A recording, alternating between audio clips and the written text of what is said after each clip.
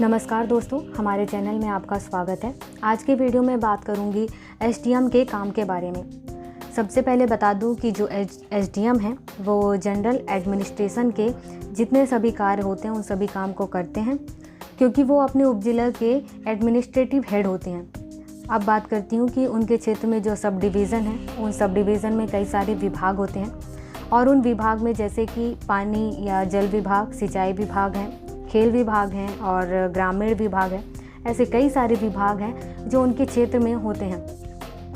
उनमें कई सारे अधिकारी काम कर रहे होते हैं। तो उन अधिकारियों की जब भी बैठक होती है तो बैठक की जो अध्यक्षता है वो एसडीएम करते हैं। अब इसके बाद जनरल एडमिनिस्ट्रेटिव के दूसरा काम है, वो काम है कि जैसे कि उनके किसी क्षेत्र में कोई बीमारी फैली हुई है, जैसे कि है मलेरिया अगर फैला हुआ है तो उस क्षेत्र में जो उसके निपटाने के लिए जो प्रोसेस अपनाया जाता है, वो प्रोसेस अपनाने की जिम्मेदारी जो है वो एसडीएम के ऊपर होता है। जैसे कि एक ज़िला में डीएम काम कर रहे होते हैं, वैसे ही अपने उपजिला में एसडीएम अपना काम या अपनी जिम्मेदारी संभाल रहे होते हैं।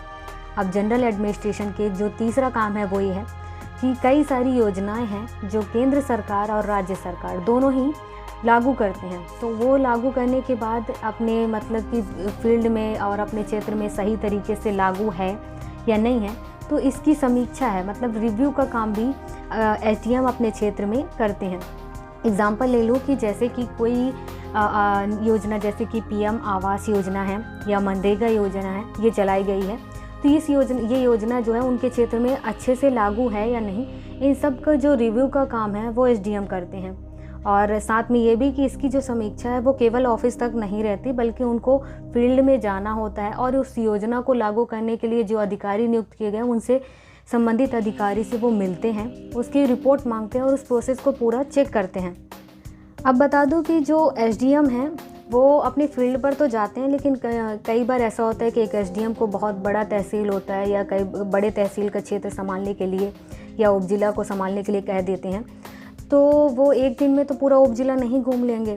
तो उनको क्या करते हैं कि वो अपने दिन के हिसाब से डिवाइड कर लेते हैं कि एक दिन में वो उपजिला के कितने हिस्से में जा कर के घूम सकते हैं और वहाँ की जांच या समीक्षा कर सकते हैं। तो वो ऐसा डिवाइड करते हैं और एक ही दिन में वहाँ जा कर के वो वहाँ चेक करते हैं, समीक्षा करते हैं, वहाँ के अधिकारियों से मिलते हैं।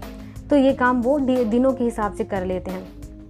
और जैसे कि वो जाते हैं तो जो जिस हिस्से में जाते हैं वहाँ अगर स्कूल है, अस्पताल हैं, थाना है, पुलिस चौकी है, आंगनबाड़ी है, केंद्र है, कृषि मंडी है, इन सभी को जगह जगह जा कर के वो निरीक्षण करते हैं और फिर उसके बाद अगर उनको लगता है कि यहाँ कार्रवाई करने की ज़रूरत है तो कार्रवाई भी करते हैं। अब एडमिनिस्ट्रेशन के जो चौथा काम है वो ये है कि वो ग्राम पंचायत वहाँ ठीक से काम कर रही है कि नहीं कर रही है, ये काम भी देखते हैं। अगर वो ग्राम पंचायत ठीक से काम नहीं कर रही होती है तो जो एसडीएम है वो उसके प्रति कार्रवाई करते हैं।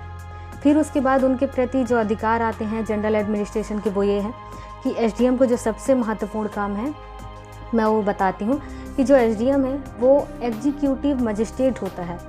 जैसे कि आप सोच ही रहे होंगे कि ये एग्जीक्यूटिव मजिस्ट्रेट क्या होता है, तो इसका सबसे पहले कि मजिस्ट्रेट का मतलब होता है कि जिसके पास प्रशासन संबंधी निर्णय लेने का अधिकार हो।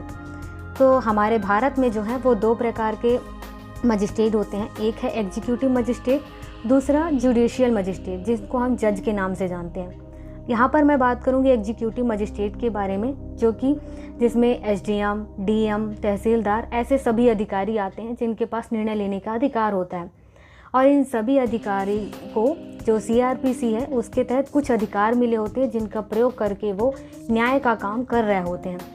एग्जाम्पल लूँ कि किसी व्यक्ति को मतलब कि अपने क्षेत्र में शांति भंग करने या इसकी आशंका पर क्या करते हैं, गिरफ्तार किया जाता है, या कोई बड़ा अपराध करने की आशंका है तो उसको गिरफ्तार किया जाता है। तो ये नियम होता है कि आशंका के तौर पर जिस व्यक्ति को गिरफ्तार किया गया है वो उसे 24 घंटे के अंदर एसडीएम या डीएम के सामने उपस्थित करें। तो ऐसा होता है कि यहाँ पर एसडीएम के साथ पास जो है अधिकार यह भी है कि वो उसके प्रति कार्यवाही करे, देखे कि क्या ज़रूरी है क्या नहीं। फिर उसके बाद बात करूँ कि जनरल एडमिनिस्ट्रेशन के जो और भी कई काम हैं उनमें जैसे आता है कि सर्च वारंट जारी करना। तो ये नियम पर डिपेंड करता है कि सर्च वारंट जारी कहाँ करना है, लेकिन सर्च वारंट जारी करने का जो अधिकार है वो एसडीएम के पास भी होता है। इसके बाद धारा 144 धारा 144 भी जो लागू होती है तो उसके जो एसडीएम हैं वो अपने क्षेत्र में एसडीएम ही नियुक्त करते हैं उपजिला में। फिर उसके बाद है डिज़ास्टर मैनेजमेंट। किसी क्षेत्र अगर उपजिला के किसी क्षेत्र में उनके जो उपजिला अधिकारी हैं उनके क्षेत्र में डिज़ास्टर मैनेजमेंट का जो काम है वह एसडीएम की लीडरशिप में ही होता है। उसके बाद जब अगर आपदा कोई समाप्त हो जाती है तो उसके बाद जो पीड़ित होते हैं उनकी मदद करना, उनको वहाँ सामान का वितरण करना, ये सब का जो काम होता है वो एसडीएम के ही लीडरशिप में होता है। फिर उसके बाद बात करती हूँ कि जो स्टेट है, स्टेट का रेवेन्यू ऑफिसर जो होता है वो आईआरएस से थोड़ा अलग होता है। यहाँ रेवेन्यू ऑफिसर को कलेक्टर कहते हैं। जैसे कि अब जिला में जैसे डीएम है और उपजिला में एसडीएम है, तो ये दोनों ही अपने अपने क्षेत्र के सबसे बड़े रेवेन्यू ऑफिसर होते हैं।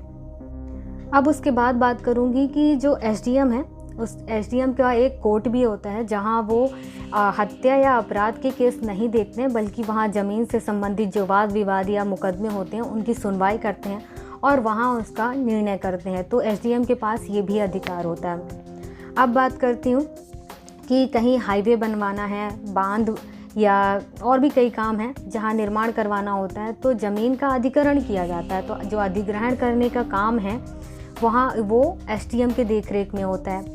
अब इसके बाद बात करते हैं कि जो एसडीएम है वो रेगुलेटरी का भी रोल करते हैं या रेगुलेटरी को रोल निभाते हैं। जैसे कि विधानसभा या पार्लियामेंट के द्वारा कोई एक्ट या विधेयक पारित किया गया है तो उनको कुछ शक्तियाँ दी जाती है ताकि वो निचले स्तर पर अपने क्षेत्रों में उस नियम को या विधेयक को लागू कर सकें।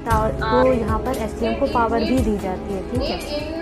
इसके बाद एसडीएम है वो अपने उपजिला के जो जेल का है वो विजिटर भी होता है। साथ में जब लोकसभा या विधानसभा का चुनाव होता है तो एसडीएम अपने विधानसभा क्षेत्र में आरओ या ईआरओ का भी रोल कर रहे होते हैं। जैसे कि यहाँ पर आरओ का मतलब होता है, मतलब फुल फॉर्म है उसका रेगुलेटरिंग officer returning officer, and ERO का है इलेक्टोरल रिटर्निंग ऑफिसर।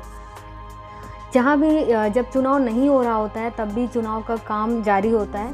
तो जहाँ मतदाता सूचियाँ वो बनाई जाती हैं उसको अपडेट करने का काम इलेक्टोरल का ही होता है। यहाँ इलेक्टोरल का रोल एसडीएम कर रहे होते हैं, तो मतलब कि यहाँ एसडीएम भी अपना रोल निभा रहे हैं। और विधानसभा चुनाव जो चुनाव टाइम होता है वहाँ प्रत्याशी को नॉमिनेशन करने या भरने का काम भी एसडीएम के दफ्तर में ही जाते हैं। तो चुनाव की जो पूरी प्रक्रिया में हेड रोल करते हैं वो अपने क्षेत्र में एसडीएम जो कि ईआरओ के रूप में है वो काम कर रहे होते हैं। फिर इसके बाद जैसे कि जाति प्रमाण पत्र जारी करना, आय प्रमाण पत्र, ये सब प्रमाण पत्र, ऐसे कई सारे जो प्रमाण पत्र होते हैं अपने क्षेत्र में उपजिला अधिकारी जारी करते हैं। तो इस प्रकार से आप जान गए होंगे कि एक उपजिला अधिकारी के कितने सारे काम होते हैं जो वो अपने जिस क्षेत्र में नियुक्त होते हैं वहाँ वो काम कर रहे होते हैं। आशा करती हूँ कि आपको हमारी वीडियो में उपजिला अधिकारी के जितने काम होते हैं वो समझ में आ ही गए होंगे। अगर आपको कोई क्वेश्चन हो तो प्लीज़ कमेंट बॉक्स पे कमेंट ज़रूर करें। Thank you.